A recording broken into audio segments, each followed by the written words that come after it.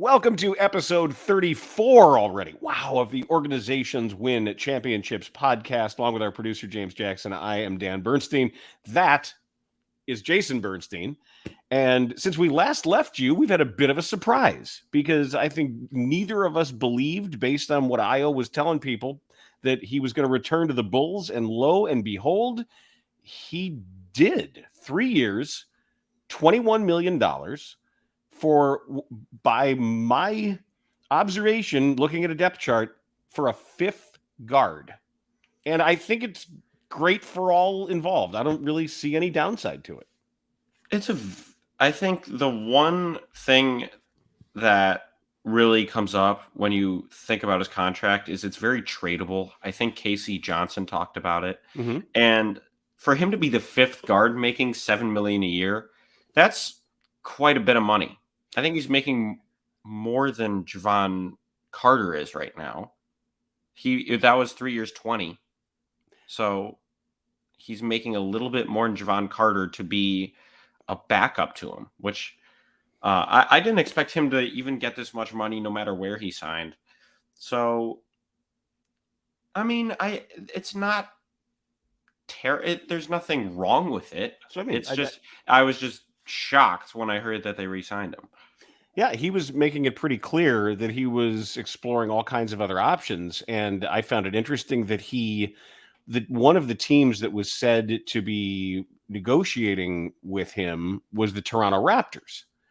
And we had the concurrent news that the Raptors signed Javon Freeman Liberty from the Windy City Bulls after his breakout second team all summer league, all Las Vegas performance, that they signed him to one of their two-way contracts. So, and on the one hand, I think, okay, great, Ayo's back. And on the other hand, I'm thinking the team that really does have a history of actually developing guys and not just talking about developing guys has signed the guy that we identified as the higher upside developmental prospect, perhaps. It's between Toronto and Miami for the two best teams that can really take talent and just from anywhere and any place in the draft. Javon Freeman Liberty was undrafted, and just take them and mold them into who they want to be. Siakam wasn't a lottery pick.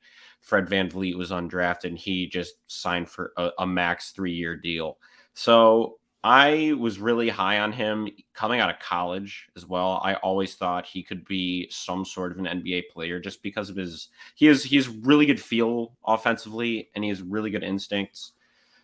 He's not the most athletic, but he's athletic enough, and he has defensive upside because he has a 6'9" wingspan at 6'4". Mm-hmm. So I'm really happy for him.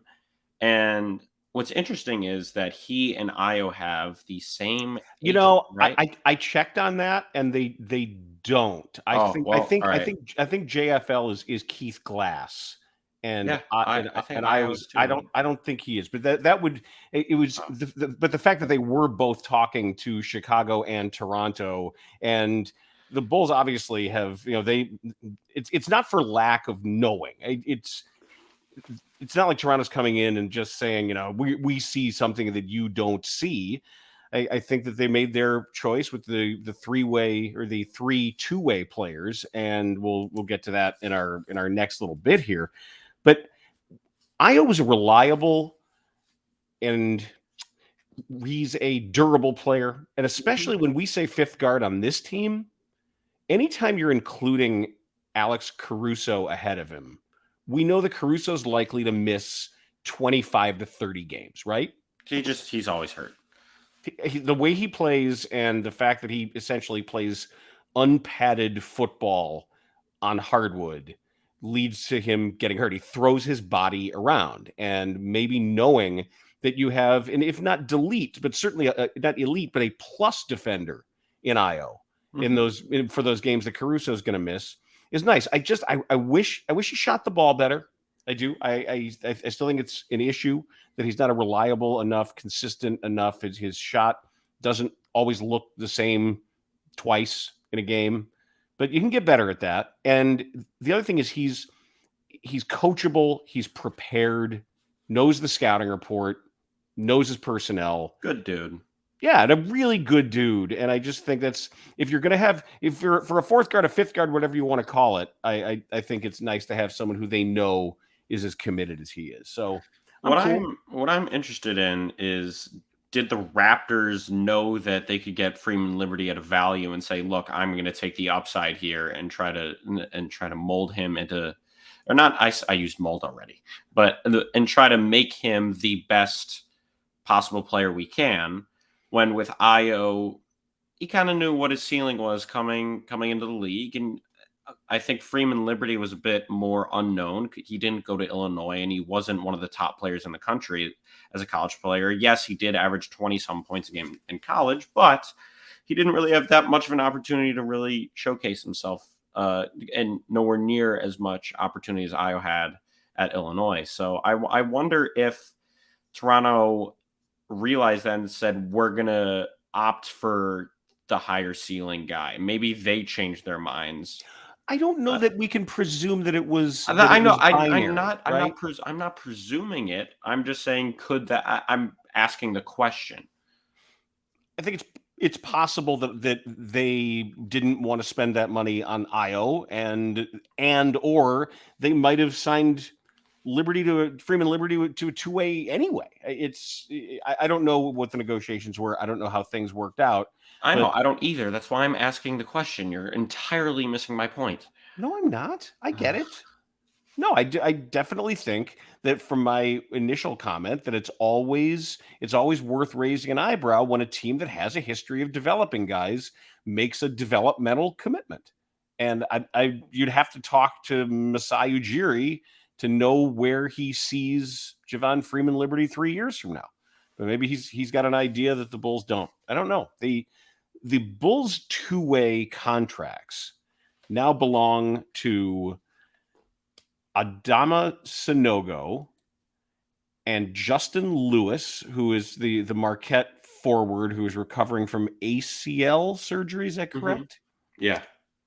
And now they have signed Onuralp Bitim, who had been playing with Pinar Karsiaka of the Turkish league. Shooting guard, 6'6", 205. He's a scorer, and he has won his league's slam dunk contest twice. 24 years old. 6'6". What? Great. I don't know. Like, sure. Onuralp Bitim. He's okay.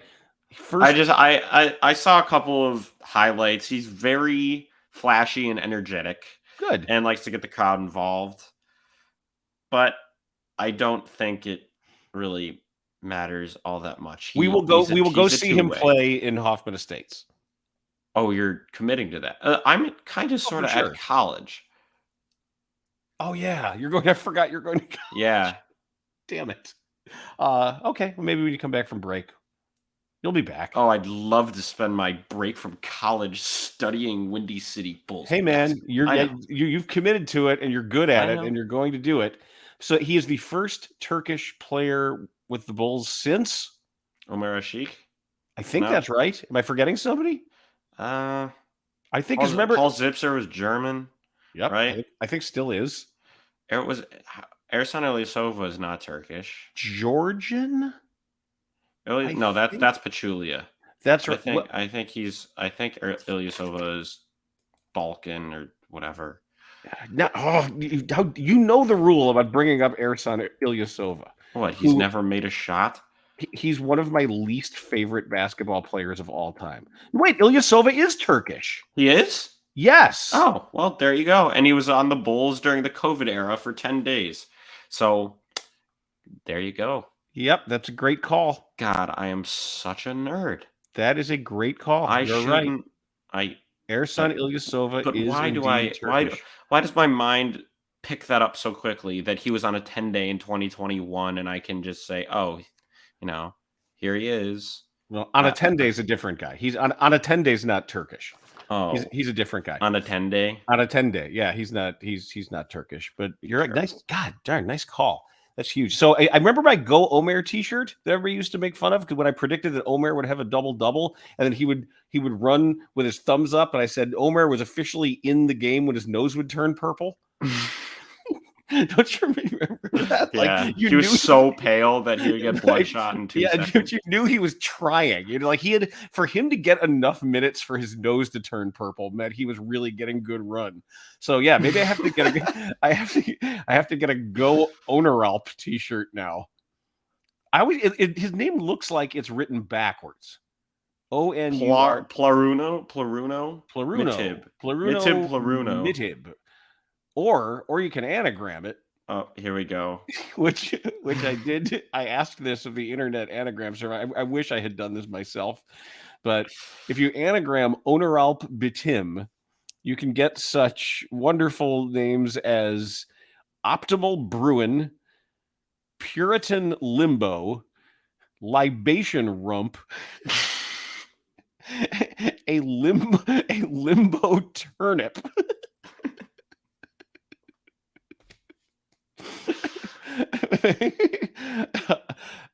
Albino I Trump. No, I Trump Albino. I Trump Albino is good too. These are so good. You can't help yourself. Oh my God. Keep going. Mr. Bailout Pin. Burial Imp Not. I can't do this. Keep going. Barium in Plot. Brain Limp Out. I Intro Pablum. I Point Lumbar. Iron Pit Album. That actually sounds like a heavy metal thing. Ladies and gentlemen, put your hands together for Iron Pit Album. Hello, Cleveland. What was that, Spinal Tap? Yeah. Cleveland. Loin Pit Rumba. See, this is what you can't get on other podcasts. This is the special stuff you only get when organizations win championships. And this is what people love to listen to while they're taking the red line to work. I am not kidding. I could read anagrams of Oneralp Bitim all day, and you could get here. You know what you should do? Try Javante Green. Do that right now. No, that's for another show. Now. No, Lob Up Martini. Bun Lot Impair, Irani Bolt Ump. It just I Platinum Bro. And Alumni Orb Tip. That just sounds really off. Yeah. Okay. Yeah, that doesn't. That, there. that See, I think that's all you need to know. I think you, as now an informed and educated Bulls fan, are set to go with everything you need to know about two-way contract swingman Oneralp Bitim. But you know what I noticed also? You know what the Bulls are? Bad. Short. Oh my God, are they short? They don't have enough tall guys. It's almost like you need to be tall in basketball. Do they know it's basketball? They're so short. The only team that really ran small ball consistently well was the 2018 Rockets with D'Antoni and Harden and Chris Paul. Okay. And they still lost to Steph Curry and Kevin Durant because you'll always lose to Steph Curry and Kevin Durant. So, yeah, they're kind of screwed when it comes to height. You don't have James Harden. You don't have Chris Paul. You have what do they want to DeMar play? DeRozan. I mean, the style they want to play, and they're guys that are tall, can't move or defend or anything. Right. They have a fairly immobile, a below the rim big in Vooch. They have a mostly below the rim. They have fingertips above the rim big in Drummond. No, I'm serious. Like, they need length. They need size. They also just need energy guy from that position. I mean, Drummond, but athleticism energy guy, not Drummond energy guy. I love Drummond, but he's just not enough. So the name I've heard, and I don't know if they can use Christian Wood. Yes. How'd you know? I don't How know. did you know that was the name? It's just easy because I knew there was something there, and he's the only 6'10" guy that is long and athletic that's in a free agency that could be in their cap. I don't know. It's pretty He can't easy. really defend, though, right? No, but he's there. Good scouting report on. What do you say? Well, is he here? No, he's there. It's better. It's Line better him than up. what it's better. He's better than what they have, honestly. They need length. They need front court guys, and it's getting awfully late. And I'm wondering if there still isn't a deal. If we're going to surprise us and do something, because just looking at the current depth chart, look at this. I mean, Sanogo isn't going to be on the roster, right? Nope. No. So, I mean, Torrey Craig is 6'7". He's a good player. Williams is going to be asked to do way too much this season defensively. Maybe they'll replace Carlik Jones on the roster with somebody else. I don't know. I'm just very concerned. Julian Phillips we have no idea if he's even a viable NBA player at all. But they have no choice at the moment. No. Speaking of Patrick Williams, though, yes, there are some videos of him in some open runs. He looked good, and I know it's not correct to overreact to open runs. However, his handle looks tight, and he was given Trevor Ariza the business a couple of times, and he had a couple moves that I had never seen him do. I've never seen him a baseline shimmy fadeaway off of. I haven't seen that. Nothing but net. Every single one of his shots was also bottoms. And the only one that wasn't went around the rim and it rattled home. And he had some touch on it.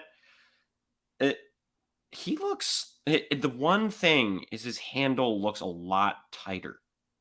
He looks a lot more willing to try to dribble the ball.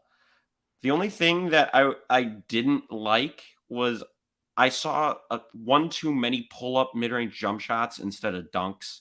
Mm-hmm. I wish instead, I know he's a great pull-up game and it's unguardable, but I think he'd be better off if he got better at finishing around the rim, finishing through, not necessarily above contact, but through contact, because we all know he can go above, but I want to see him slither through guys a little bit more. He had one highlight of that, but I want to see it a little bit more. Also, he looks like he hasn't shaved in 4 months. Good. I like a rugged P-Will. Do you remember like Brandon Ingram last year was came into the NBA or came into the season scruffy. Do you remember Truck Robinson by any chance? No.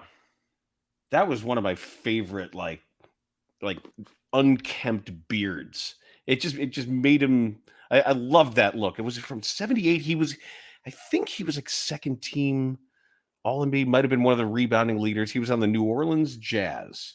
And I love Truck Robinson. And that's maybe if he's getting that kind of look, I'm down. I just hope his dribble's a little lower. That's what I was going to say. It was really low to the ground for someone who's 6'7", 6'8". Good. That's what I would say. It was closer to his body, and it wasn't going I wouldn't say it would at the highest. It was going at his waist at the very highest. Where sometimes he would get it up to his stomach a few times, and that would cause some issues. It just looks 6 inches lower at its highest. You know what I'm saying? That's significant. Yeah, I think. And the waist high. I also think hearing you sound optimistic is kind of out of character. I don't recognize you with a level of Bulls optimism, because if we go down this road, really, and if we do this again, with saying, but Patrick Williams, he is their one saving grace, in my opinion. That is the only thing that could make the Bulls at least a little bit relevant this season. They'll be relevant because they have big names. They have Zach LaVine, they have DeMar DeRozan. So in the media, they'll be relevant.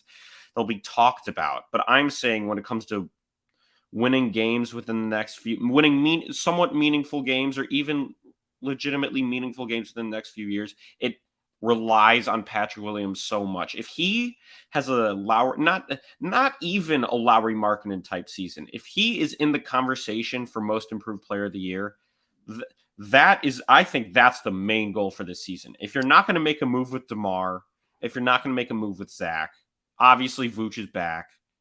Ooh, that was a bar. But that is the one chance they have to do something. And it relies on one dude. Let me ask you this. As currently constructed, and I don't play around a lot with predictions, but this Bulls roster is currently constructed. We're looking at badly. Yeah, we're looking at what, a 40-win team? Yeah. Say they're 40 and 42. But they'll beat all the awful teams and lose to all the good teams. But let me ask you this. Let's play this out. If Patrick Williams gets votes for most improved player, doesn't have to win it, but if he gets a smattering of votes from around the league from people who have him for sure in the conversation, what's the Bulls win total?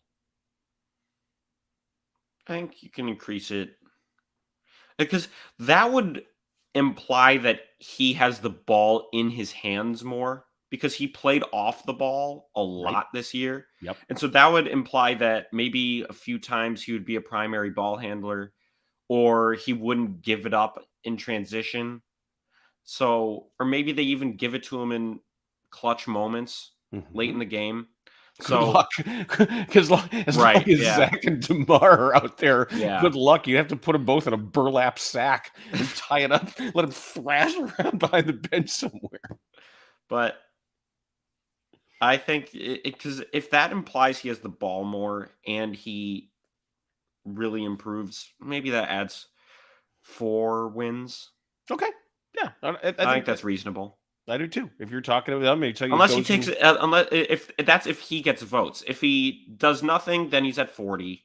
If he wins per se, wins most improved, I don't think that's going to happen. I would love it if it does, but there's a fighting chance there, right? There's no reason to say he can't. Sure. So if he wins it, maybe you get to 8 more wins. Okay. But I just like hearing optimism from you. That's the only reason. That's the only thing that can possibly make me look forward to this.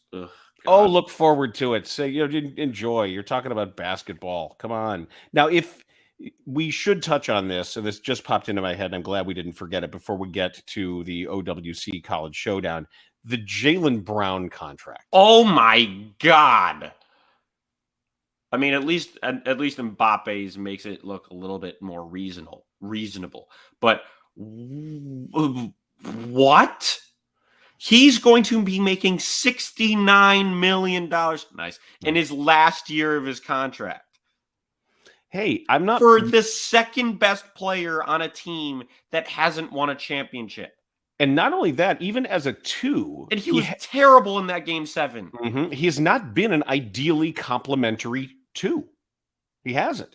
But the cap is going up, and especially like that Ayo money. $304 million over 5 years. Yep. And I'm wondering, is the reasoning behind that? I'm not comparing the 2 deals, okay? So don't misinterpret this. But is the reasoning behind it somewhat similar to the Zach LaVine deal, where you kind of gotta have him, and you're not going to get Zach rid of LaVine him? is making half that. It doesn't matter though. It's all going to be sort of percentage of cap when all is said and done, and they're a whole lot better than where the Bulls are. It sounds to me like it sounds like a lot of money, but why wouldn't they pay it? I'm still not a fan of Missoula though. I don't know if you can win a title with him. And they signed him just because he had a great regular season. But when they got to the playoffs and teams started trying, and Eric Spoelstra just ripped him apart. I will give Missoula credit, though. The one thing he did was give us that great halftime scouting report on DeMar, remember? What did he say?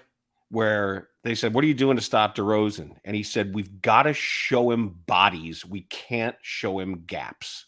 or he has to see bodies. He can't see gaps. Basically, yeah, that's true. But the thing is that DeRozan is a player that no matter what will find a gap, and if he doesn't, he'll get fouled. But or he'll fall down anyway. Right. But it'll be 2 points and they'll lose the game by 6 because they didn't shoot enough threes and we're all going to suck. Well, now you're crossing into negative Jason again. I liked optimistic Patrick Williams. Woohoo! Go Patrick Williams. And this leads us once again to the OWC College Showdown. This is when I present Jason with 3 current NBA players who are currently on active rosters, and he prides himself on knowing where they went to college. And then Jason pulls old NBA names out of his ass and asks me where they went to college. So I think I gave you the names first last time, so you go. All right. We will start with... Why are you breaking into Lily von Stupp all of a sudden? Because you're tired. I'm very tired. Tired of former Pistons big man John Sally. Oh, Georgia Tech. Correct. Journeyman forward Ed Pinckney. Ed Pinckney, the big fella. Get the puppies up and down. Villanova. Yes. Wow. Now, last but not least, we have former Celtics guard D. Brown. D. Brown, Jacksonville. What are you on right now? Oh my God. 3 for 3? For 3. How did you know that? I thought that was hard. No. See, again, I don't know. So either I know it or I don't. Sometimes I know it. Sometimes I can work myself. God, here we go. Oh. Ed Pinckney was a Bull. It was? I don't know. Yeah. Wasn't he? I don't know. I think so. Or I don't know. Coached. Okay, here we go. Here we go. Are you ready? It's still these summer league active crazy. You're complaining already? Just go. I'm so Sacramento tired. center Neemias Quetta. Oh, thank you. Utah State.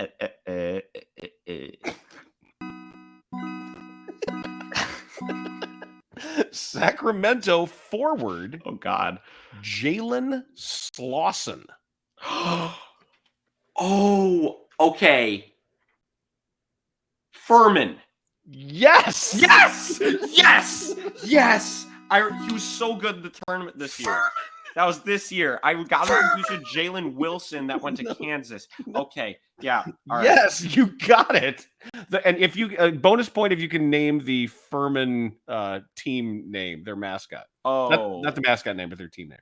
Oh, hold on. The Furman Paladins? Yes. Oh my God, I'm on a roll today. Okay, all right. Now, lastly, Utah forward Jarrell Brantley.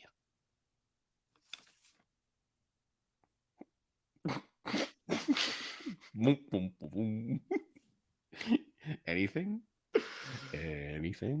Oh, God. Jarrell Brantley. Things were going so brilliantly in the world of Jason Bernstein until Jarrell Brantley showed up and he ruined everything. I don't know why. I think he went to an American conference, like out of Houston in those schools.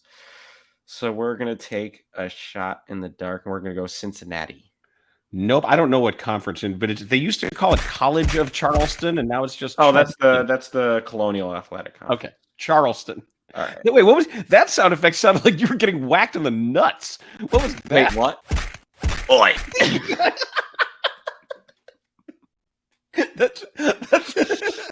That's what it is. It's either you get the happy little win or you get the oh, blah, blah. I like it. All right, nicely done. Oh. James says it's supposed to be tomatoes being thrown at you. Remind me never to eat tomatoes that sound like that. I don't know what tomatoes sound like. No, that's like Patrick Starr saying is mayonnaise an instrument. That's someone taking like one of those little souvenir baseball bats and just kind of going off on you. All right, that does it. I would love to do that to you every once in a while. That's a love. Wait, does me because I got the Furman Paladins? Do I go 3 for 3? No, that was a bonus. You get a bonus. and you get to bonus. I was about to say something, and then I realized I was on a podcast. I'll tell you that. Forgetting that, and because you got that, I will let you take the car and go up to the driving range. You were going to let me do that anyway. Get us bagels. Well, see, I was going to let you do that anyway, but now I'm definitely going to let you do it, and you can be proud of yourself. Going to let me do it. So, I'm going to take an hour before I do that because I need to do nothing for an hour. That concludes OWC Organizations Win Championships episode 34. So like it, rate it. Oh boy. Review it. Say nice things about it. Give it 5 stars. Subscribe to it. And if while consuming it, you hold your device close to your face, it will freshen your skin and it will end wrinkles and fight psoriasis and give you a youthful, glowing appearance. So do that as well. So on behalf of our producer, James Jackson and Jason Bernstein, Dan Bernstein, catch you next time.